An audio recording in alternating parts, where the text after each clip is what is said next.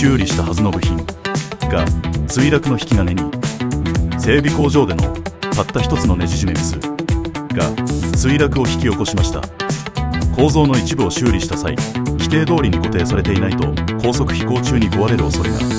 特に圧力のかかる部分は要注意です。1989年、ユナイテッド航空に132便がエンジンファンディスクの破断により油圧を失い、奇跡的に緊急着陸したが112名が死亡。航空機は数百万の部品が正確に動いて初めて安全が保たれる。一つのミスが命取りになる現実を忘れてはなりません。